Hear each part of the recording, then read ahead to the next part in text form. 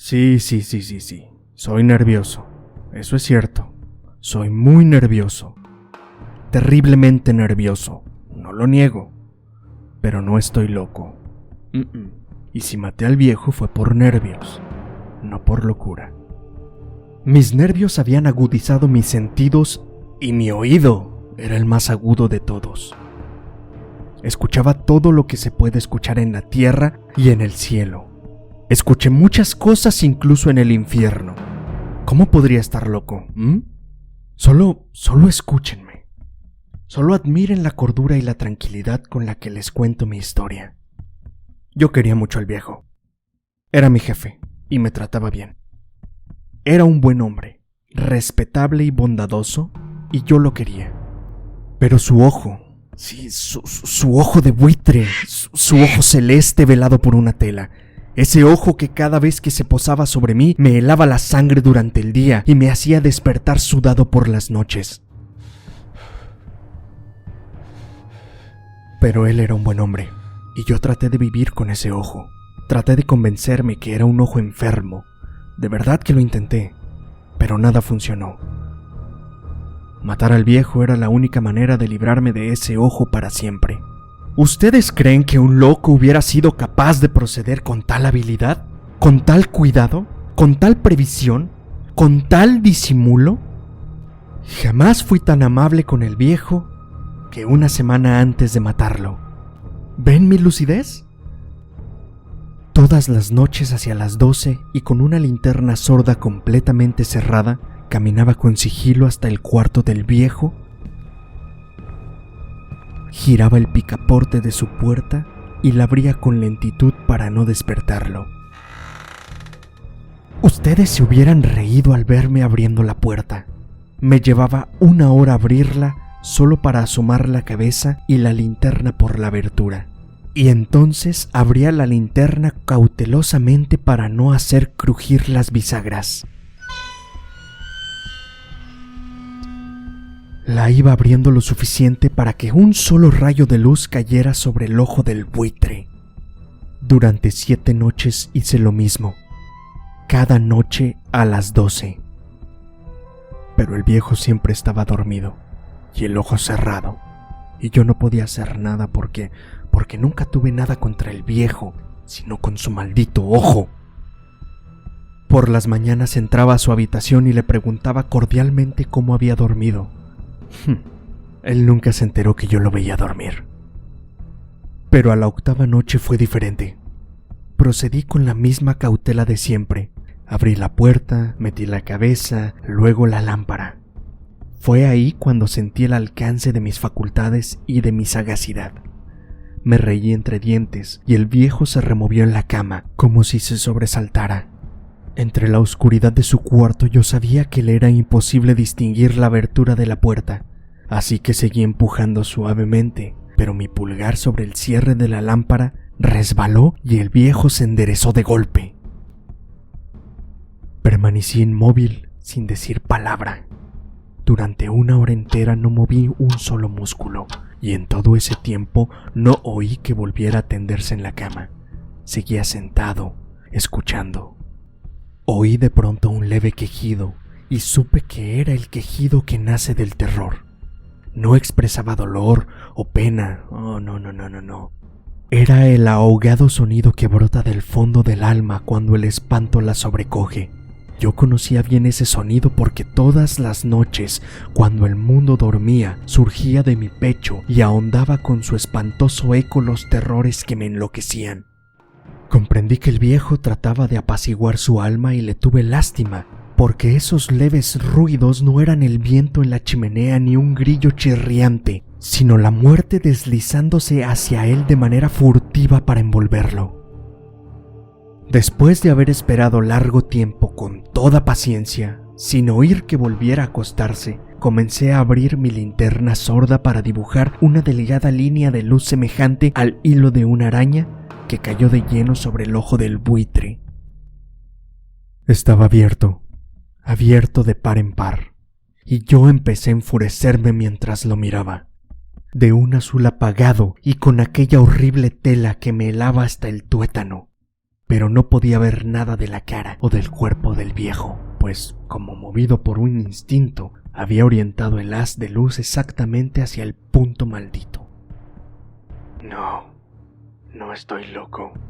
Mis sentidos solo eran agudos.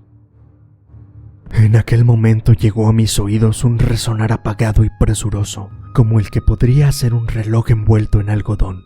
Aquel sonido también me era familiar. Era el latir del corazón del viejo. Y aumentó más mi furia, tal como el redoblar de un tambor estimula el coraje de un soldado. Pero, incluso entonces, me contuve y seguí callado. Apenas si respiraba. Sostenía la linterna de modo que no se moviera, tratando de mantener con toda la firmeza posible el haz de luz sobre el ojo. Entretanto, el infernal latir del corazón iba en aumento. Se hacía cada vez más rápido, cada vez más fuerte. Ya les había dicho que soy nervioso. Sí, lo soy, y mucho. A medianoche, en el terrible silencio de aquella antigua casa, un resonar tan extraño como aquel me llenó de un horror incontrolable. El latido crecía cada vez más fuerte. Parecía que iba a estallar y alertar a los vecinos.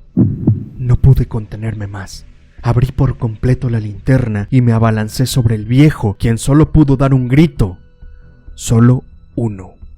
Me bastó un segundo para arrojarlo al suelo y echarle encima el pesado colchón. Sonreí alegremente al ver lo fácil que me había resultado todo, pero durante varios minutos el corazón siguió latiendo con un sonido ahogado.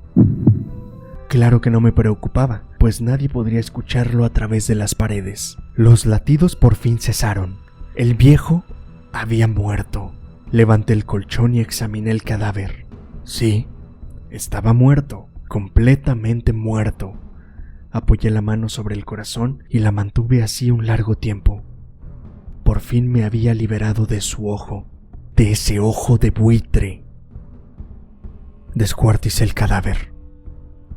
Le corté la cabeza, le corté los brazos y le corté las piernas. Luego levanté 3 planchas del piso de la habitación y escondí los restos en el hueco. Volví a colocar los tablones con tanta habilidad que ningún ojo humano, ni siquiera el de ese viejo, hubiera podido advertir la menor diferencia.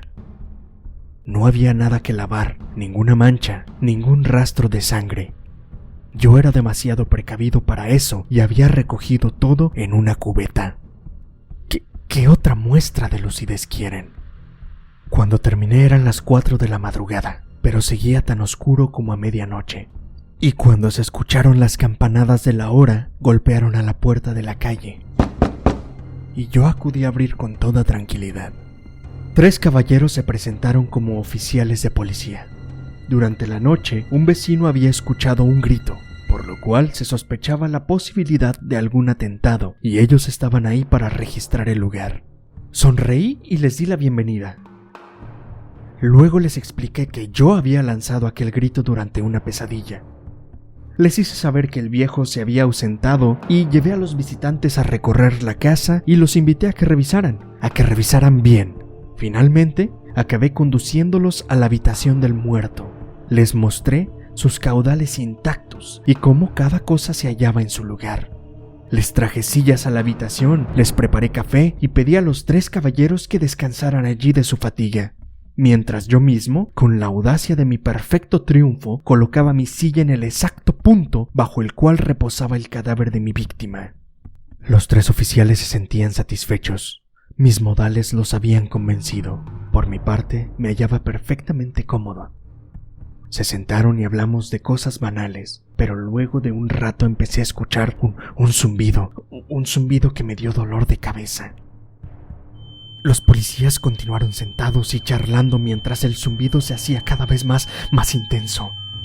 Hablé en voz muy alta para liberarme de esa sensación, pero continuaba lo mismo y se iba haciendo cada vez más clara, hasta que al fin me di cuenta de que aquel sonido no se producía dentro de mis oídos. Sin duda debí ponerme muy pálido, pero seguí hablando con creciente soltura y levantando mucho la voz a medida que el sonido aumentaba para tratar de cubrirlo. Era un resonar apagado y presuroso, un sonido como el que podría ser un reloj envuelto en algodón. Yo jadeaba, tratando de recobrar el aliento, y sin embargo, los policías no habían oído nada.